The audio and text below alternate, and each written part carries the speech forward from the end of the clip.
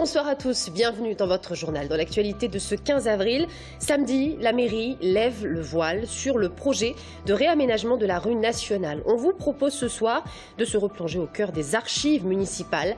Fin 18e, le haut de la rue nationale devenait alors l'entrée officielle de la ville de Tours. Également dans notre journal ce soir, le Tours FC, toujours en position relégable, ne parvient pas à décoller, 18e du classement.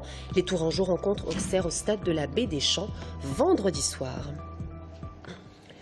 Bonsoir à tous, on en parle officiellement depuis 2013, mais c'est samedi, dans 2 jours, que la mairie lèvera le voile sur le projet de réaménagement de la rue nationale, en tout cas son volet architectural. Le projet, vous le connaissez, 2 hôtels, un 3 étoiles et un 4 étoiles, 4800 m² de nouveaux commerces, plus une quarantaine de logements. On vous propose ce soir de se replonger au cœur des archives municipales. Nous sommes à la fin du XVIIIe siècle, le haut de la rue nationale, comme on l'appelle aujourd'hui, devient alors l'entrée officielle de la ville de Tours. Alors comment a-t-il évolué à travers les âges? C'est ce qu'on voit avec Audrey Champigny. C'est au XVIIIe siècle que la future place Anatole France devient l'entrée officielle, l'entrée historique de la ville de Tours. En pleine époque des Lumières et à la demande du roi, Tours se doit d'avoir une entrée de ville plus belle, plus magistrale. Avec ses bâtiments parfaitement symétriques de chaque côté et son arc de triomphe, la future rue nationale semble être toute choisie.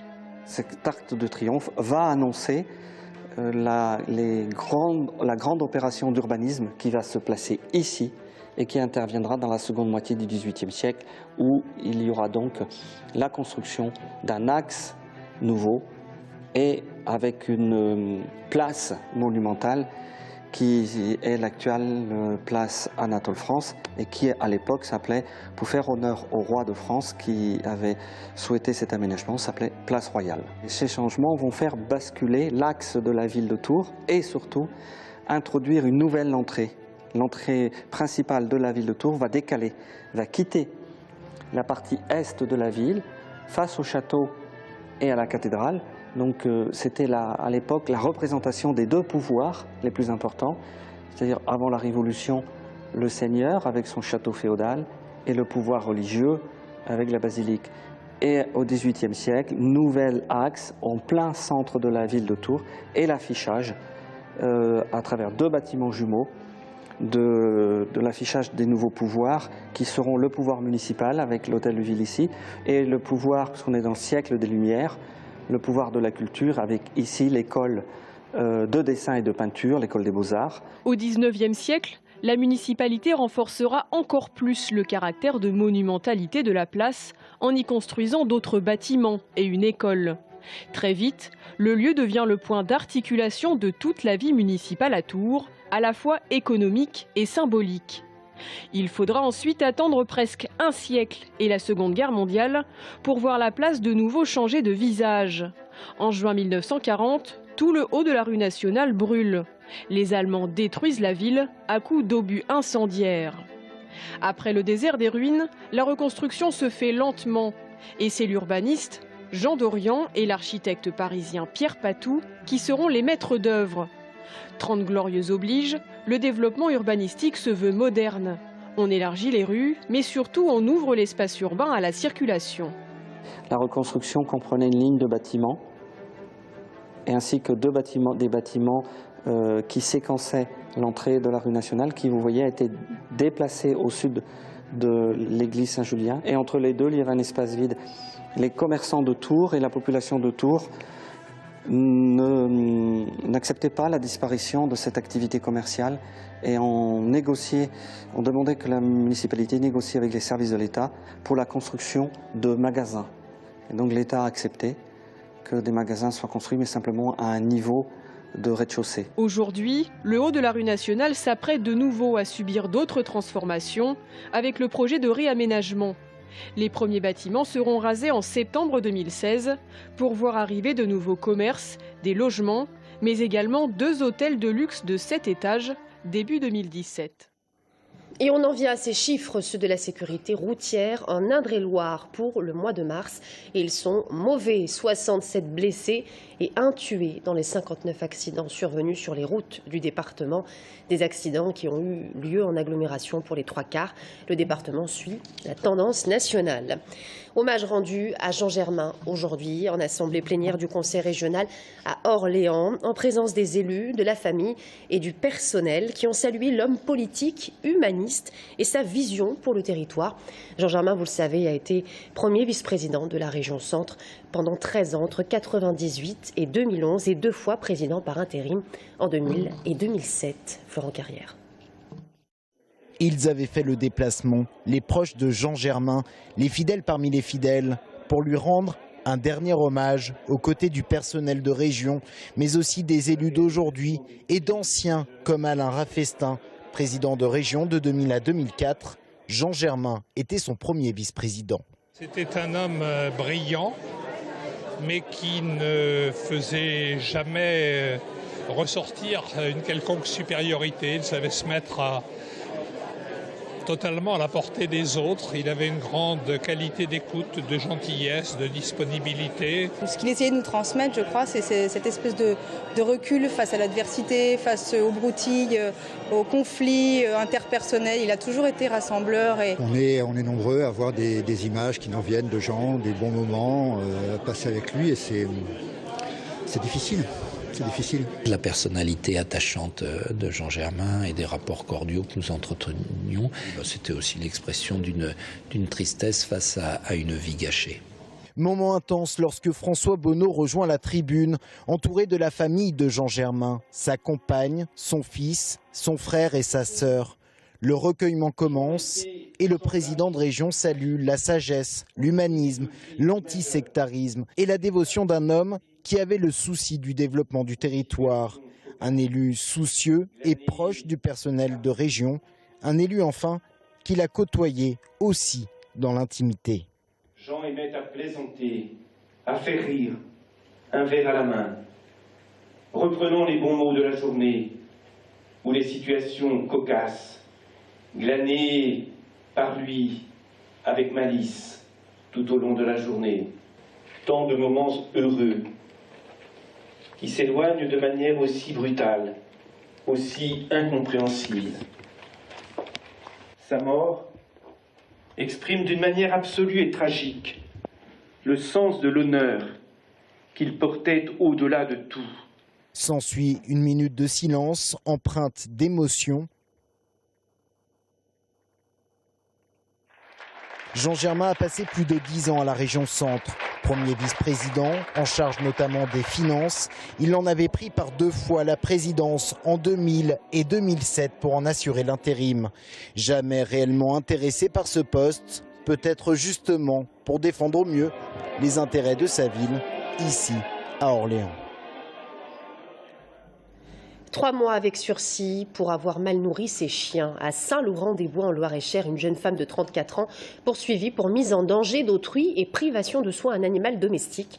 Les faits remontent à 2012. La jeune femme part en voyage, mais son absence est plus longue que prévu. Ses 2 chiens privés de soins et affamés dévorent 2 chèvres. La jeune femme a été condamnée par la Cour d'appel d'Orléans à 3 mois avec sursis et 200 € d'amende. Vous le savez, Paris est officiellement candidate pour les JO de 2024 et la mairie espère bien en faire profiter la ville de Tours. Christophe Boucher, adjoint au rayonnement, a annoncé aujourd'hui qu'une délégation olympique parisienne est attendue à Tours au mois de juin. L'objectif est clair, organiser les épreuves d'aviron et de canoë-kayak sur notre territoire. La délégation viendra visiter les infrastructures nautiques en bord de Cher. Toujours dans l'actualité sportive, c'est parti pour le Tour de Loir-et-Cher. Le coup d'envoi de la 56e édition a été donné ce midi. Des cyclistes passionnés se sont élancés sur la route de la première étape, 175 km, et une première victoire, celle de l'Allemand William Willol de la German National Team, qui a remporté le sprint à Nouan-le-Fuselier devant un peloton groupé. 5 étapes au total. Dimanche signera la fin des épreuves. Nous y reviendrons en détail lundi prochain. Et puis le Tour FC rencontre Auxerre au stade de la Baie des Champs vendredi soir pour le compte de la 32e journée de Ligue 2. Le Tour FC, toujours en position relégable, ne parvient pas à décoller, 18e du classement, tandis qu'Auxerre est en position ascendante depuis 3 mois. Le reportage de Romain Delville. À cette journée de la fin du championnat, 21 points en jeu, le déplacement à Auxerre, c'est du lourd, surtout à ce moment de la saison. Les Bourguignons restent sur 3 victoires consécutives, une qualification pour la finale de la Coupe de France. Et en Ligue 2, les hommes de Jean-Luc Vanucci prétendent maintenant au podium, à 4 points de la 3e place. Ils ont été capables de contre-attaquer, ils ont été capables de jouer en attaque placée. Il y a beaucoup de variété dans leur jeu. Il y a des relations privilégiées entre Diarra et Samaritano sur l'axe gauche. Côté TFC, les prétentions ne sont bien évidemment pas les mêmes. Les Tourangeaux ne devraient plus être rejoints par Arles et Châteauroux, 19 et 20e du championnat. Mais pour quitter cette 18e place, officiellement relégable, il faut gagner en efficacité. Avoir des occasions, c'est bien, la mettre au fond, c'est mieux. On a des joueurs devant qui ont prouvé leur talent de buteur, donc c'est une question d'efficacité. C'est momentané, voilà, donc moi j'ai bon espoir qu'il la retrouve et on travaille en ce sens-là. Brian Bergogneau a marqué la semaine dernière face à Laval, mais ça n'a pas suffi au TFC pour gagner. L'ancien Lyonnais, 7 buts et 5 passes décisives cette saison, c'est que c'est collectivement que le groupe pourra s'extirper de cette 18e place. C'est sûr que je préférais être devant, avoir plus qu'à pousser le ballon au fond des filets et puis marquer 20 buts. Cette saison, ce ne sera pas le cas. On est dans une situation difficile, on sait qu'on n'a pas trop de marge d'erreur, donc on essaye de tous travailler ensemble. Difficile mais pas impossible de résister à Auxerre, d'autant que les Bourguignons jouent vendredi un match coup près pour la montée. La pression ne sera donc pas sur les seules épaules tourangelles. Le TVB en demi-finale, 3-7-0 face à 7. Hier, ils ont été très bons. Un match largement dominé par les hommes de Mauricio Paes dans le gymnase du Barou. Et j'ajoute ces chiffres. David Konechny, le capitaine de l'équipe, a passé 20 de ses 29 attaques. Un bonheur immense, vous imaginez, hier soir pour le club. À Tours, les habitants du quartier Febvote font appel à des étudiants pour sauver leur jardin, le jardin Saint-Lazare. L'initiative est originale, pas de jardinier, mais 6 étudiants ont fait appel à leur créativité pour créer un espace agréable et dynamique dans cet espace laissé un peu à l'abandon. Mélinda Pavlak, Yanis Michaud. Des habitants qui veulent sauver leur jardin. Une ambition qui a donné aux étudiants une bonne occasion de quitter les bancs de la fac. C'est armé de leur carnet de notes mais aussi de bottes qu'ils se sont rencontrés sur les terres des jardins Saint-Lazare. Objectif, définir ensemble les grandes lignes du projet de réhabilitation. Chaque étudiant a ainsi pu laisser libre cours à sa créativité. Ici, c'est l'étudiante Elsa Leroy qui a imaginé un projet très généreux finalement. Elle propose aux jardiniers de constituer eux-mêmes leurs limites et d'utiliser un module de poutrelle métallique qui fait référence au passé ferroviaire, puisque c'est le genre de poutrelle qu'on aurait très bien pu trouver sur les jardins. C'est l'association Eternal Network qui a demandé aux étudiants des Beaux-Arts de répondre à la commande des habitants du quartier. L'idée, sauvegarder l'aspect poétique des jardins. On a envie que le jardin conserve des parcelles privatives de jardiniers, mais aussi qu'il y ait de l'espace public, comme un square, qu'il y ait des bancs, qu'on puisse venir y lire, y faire nos brocantes. Au mois de novembre 2014, les étudiants sont allés visiter les jardins. Ils ont rencontré les habitants qui ont sauvé les jardins. Ils leur ont remis leur cahier des charges. Et en février, on a balisé une semaine entière pour travailler en atelier, ce qu'on appelle un workshop, et ils ont chacun imaginé leur propre projet. Les propositions de ces 6 étudiants sont à découvrir jusqu'au 26 avril à l'Octroi, place Choiseul. Voilà, c'est la fin de ce journal. Merci à tous de nous avoir suivis. Dans un instant, l'invité de la rédaction, Sébastien Chevrier, le directeur du Temps Machine. À tout de suite.